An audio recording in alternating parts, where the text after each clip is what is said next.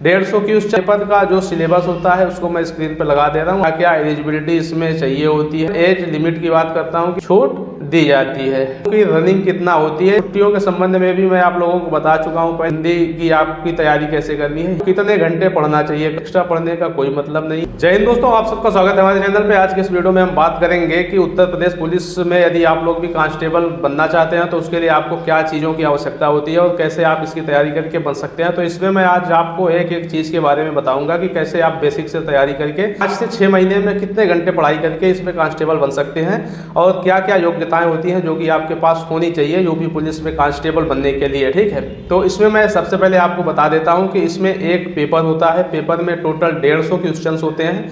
150 question, सभी question 2 number के और टोटल 300 नंबर का आप लोगों का पेपर होता है। ठीक है, इसमें 4 सब्जेक्ट्स होते हैं जैसे कि हिंदी होता है, रीजनिंग होता है, मैथ होता है और जीके जीएस होता है। तो हिंदी में मान के चलिए कि लगभग 37-38 क्वेश्चन हिंदी के आते हैं।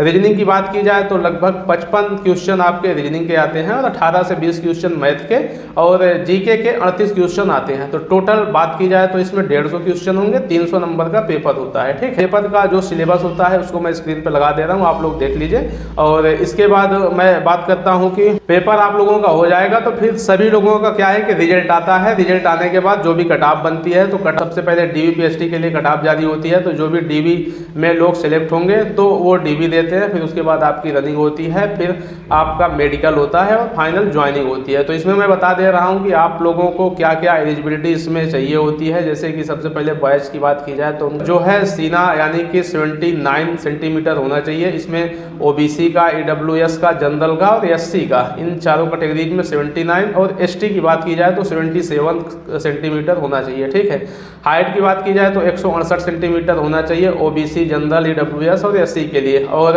एसटी की बात की जाए तो 160 सेंटीमीटर जो है हाइट होना चाहिए। बॉयज़ का जो है इसमें वेट नहीं नापा जाता है। आप लोगों के बहुत सारे लोगों को क्वेश्चन है कि क्या बॉयज़ का भी वेट नापा जाता है, तो नहीं, बॉयज़ का वेट नहीं नापता, लेकिन गर्ल्स का वेट इसमें नापा जाता है। गर्ल्स का वेट 40 किलो होना चाहिए। हाइट उनकी 152 सेंटीमीटर होनी चाहिए। जनरल की, ईडब्ल्यूएस, ओबीसी और एससी की। एसटी की जो गर्ल्स होती हैं उनकी हाइट 147 सेंटीमीटर होनी चाहिए। ठीक है, अब इसके बाद मैं एज लिमिट की बात करता हूं कि एज कितनी होनी चाहिए। तो जनरल और जो ईडब्ल्यूएस के कैंडिडेट होंगे मेल में तो उनकी एज जो है 18 से 22 साल होनी चाहिए। ठीक है, और बाकी जो भी कैटेगरीज हैं, ओबीसी हैं, एससी एसटी हैं, तो इन सबको जो है 5 साल की छूट मिलती है इसमें सभी कैटेगरीज में। और गर्ल्स की बात की जाए तो गर्ल्स की जो एज लिमिट होती है 18 से 25 साल होनी चाहिए। और इसमें भी अभी देखिए कि कैटेगरी वाइज वैकेंसी आई है गर्ल्स की और 20% वैकेंसी जो है इस बार निकाली गई है। तो इसमें भी मान लीजिए कि कैटेगरी वाइज जो भी गर्ल्स होंगी तो उनको छूट दी जाती है। ठीक, इसके बाद बात आती है कि आप लोगों की रनिंग कितना होती है या फिर फिजिकल में क्या चीज़ें होती हैं। तो फिजिकल की बात की जाए तो बॉयज़ का जो फिजिकल होता है 4800 मीटर रनिंग होती है उसमें और आपको 25 मिनट में दौड़नी होती है। और गर्ल्स के फिजिकल की बात की जाए तो गर्ल्स के फिजिकल में भी केवल रनिंग ही होती है। 2400 मीटर की रनिंग 14 मिनट में आप लोगों को दौड़नी होती है। और फिजिकल में कोई भी चीज़ हाई जंप, लॉन्ग जंप इत्यादि कोई भी चीज़ें नहीं होती। और आप लोगों का जब फिजिकल हो जाएगा तो फिजिकल के बाद फिर क्या है कि फाइनल मेरिट लगती है। तो फाइनल मेरिट में होता क्या है कि जितने कैंडिडेट्स होते हैं उतने ही लोगों का जो है रिजल्ट जारी किया जाता है। मान लीजिए कि अभी 60,244 पदों पर भर्ती चल रही है तो 60,244 लोगों का ये रिजल्ट जारी होगा और इन्हीं लोगों का फिर मेडिकल कराया जाएगा। मेडिकल में भी नॉर्मली चीज़ें चेक की जाती हैं जैसे कि आपका नौकनी चेक होगा, फ्लैट फीट चेक होगा, आपके कान चेक किए जाएंगे, आँख चेक किया जाता है, नाक चेक किया जाएगा, दांत चेक किए जाते हैं। ठीक है, आपके हाथ चेक किए जाएंगे, सही होने चाहिए। तो यही सारी चीज़ें जो है आपके मेडिकल में चेक होती हैं।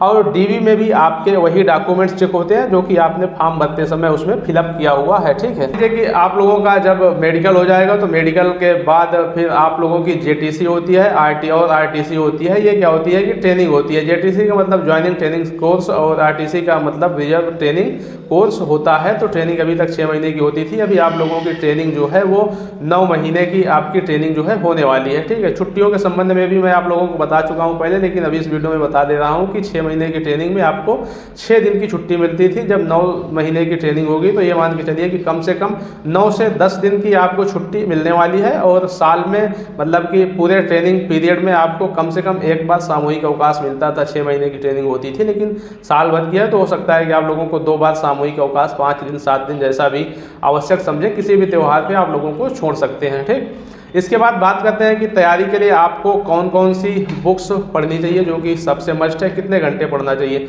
तो मैं आपको बता दूं कि हिंदी की आपकी तैयारी कैसे करनी है। हिंदी देखिए, हिंदी का बहुत ही महत्वपूर्ण योगदान होता है, क्योंकि यदि 38 क्वेश्चंस हैं और हिंदी में आप मान के चलिए कि अगर 30 प्लस क्वेश्चंस कर ले रहे हैं तो फिर आपको के सिलेक्शन के चांसेज उसमें बढ़ जाते हैं। हिंदी के लिए आपको बहुत ज़्यादा जैसे कि पृथ्वीनाथ पांडे इत्यादि किताबें पढ़ने की आवश्यकता नहीं है। आप जो आदित्य पब्लिकेशन की किताब आती है या फिर लूसेंट की जो हिंदी की बुक आती है, नॉर्मली इससे पढ़ सकते हैं, या फिर आपने जो नोट्स वगैरह बनाए हो किसी भी कोचिंग के तो उससे आप तैयारी कर सकते हैं। जीके जीएस के लिए भी जो लूसेंट की किताब आती है ये मोर देन सफिशिएंट है, यानी कि इससे आप अपनी तैयारी कर सकते हैं। बाकी करेंट अफेयर्स के लिए पिछले 6 मंथ का आप करेंट अफेयर्स पढ़ लीजिए, किसी भी पब्लिकेशन की किताब लेके, जैसे कि घटना चक्र वगैरह की आती है तो उसको लेके आपका कम से कम पिछले 6 मंथ का तो अच्छे से तैयार होना चाहिए करेंट अफेयर्स, तो आपके उससे क्वेश्चन जो है फंस जाएंगे।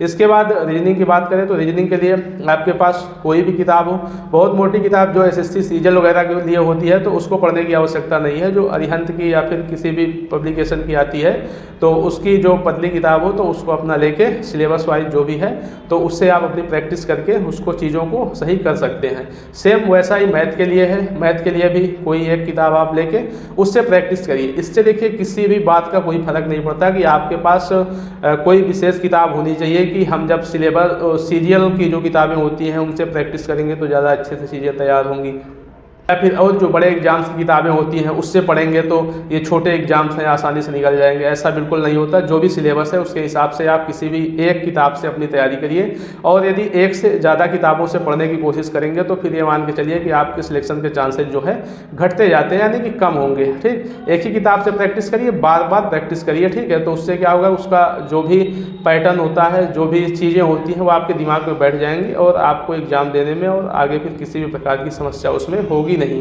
बात करते हैं कि आपको कितने घंटे पढ़ना चाहिए कम से कम यूपी पुलिस कांस्टेबल का एग्ज़ाम निकालने के लिए। तो मैं आपको बता दूं कि यदि आप डेली 4 से 5 घंटे पढ़ते हैं कोचिंग, या फिर जो ऑनलाइन कोचिंग आप कर रहे हैं, या फिर कोई भी लाइव मतलब चीज़ें हैं, तो उसके अलावा घर में या फिर लाइब्रेरी में आप कम से कम 5 घंटे पढ़िए, डेली पढ़िए, और 6 महीने आप कम से कम लगातार पढ़ेंगे रेगुलरिटी बना के, तो आप ये मान के चलिए कि आपका यूपी पुलिस कांस्टेबल का एग्ज़ाम निकल जाएगा।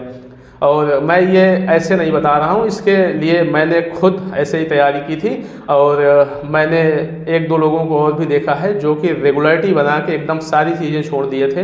जैसे कि बाहर रूम लेके रहते थे तो वहीं पे 6 महीने घर आना जाना बंद, रिश्तेदारी में आना जाना बंद, सारी चीज़ें बंद करके 6 महीने लगातार किए, और उसके बाद फिर उनका एग्ज़ाम जो है यूपी पुलिस कांस्टेबल का निकला और अच्छे नंबर से निकला। जब इसकी तैयारी हो गई थी तो उसके बाद एसएससी जीडी का और 1-2 एग्ज़ाम रेलवे वगैरह के भी निकल गए थे। ठीक है, तो यही मैं आपसे कहना चाहता हूँ कि जब आपका एक लेवल मेंटेन हो जाएगा पढ़ाई का, सारे सब्जेक्ट्स पे आपकी पकड़ बन जाएगी, तो आप ये मान के चलिए कि कोई भी एग्ज़ाम्स आप देंगे सेम लेवल का, यानी कि इंटर लेवल के, चाहे वो आरपीएफ कांस्टेबल का हो, दिल्ली पुलिस कांस्टेबल का हो, यूपी कांस्टेबल का हो, या फिर एसएससी जीडी का एग्ज़ाम हो, लेखपाल का हो, वीडियो का हो, तो सारे में जो लगभग सिलेबस पैटर्न जो लगभग सेम ही होता है, तो सारे एग्ज़ाम्स आप क्वालिफाई कर सकते हैं। तो उसके लिए थोड़ा बहुत तो त्याग करना पड़ेगा, थोड़ा बहुत मेहनत भी करनी पड़ेगी, रेगुलरिटी बना के रखनी पड़ेगी। तो इन सारी चीज़ों को आप करिए, 100% आपका सिलेक्शन हो जाएगा। ठीक है, तो जो भी नए लोग हैं अभी पहली बार तैयारी करेंगे तो स्टाफ लग, और जो पहले से कर रहे हैं तो उनको चीज़ें पता होंगी, तो आप लोग भी ध्यान दीजिए कि जो सिलेबस है उसके हिसाब से ही चीज़ें पढ़िए। जो प्रीवियस ईयर के क्वेश्चन पेपर हैं उसको ले लीजिए, साल पेपर, उससे सॉल्व करिए, फालतू की चीज़ें ना पढ़िए, एक्स्ट्रा पढ़ने का कोई मतलब नहीं है। जो सिलेबस में है उसको पढ़ के एग्ज़ाम दीजिए, आपका एग्ज़ाम बहुत बढ़िया होगा। ठीक है, और बाकी जो प्रीवियस ईयर के कट ऑफ वगैरह हैं उसको आप लोग देख सकते हैं। मेडिकल कैसे होता है उसके संबंध में भी मेरे चैनल पर वीडियो है, तो उसको आप देख लीजिए।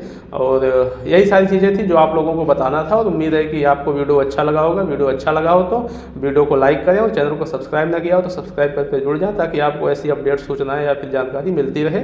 सभी को धन्यवाद। जय हिंद, वंदे मातरम।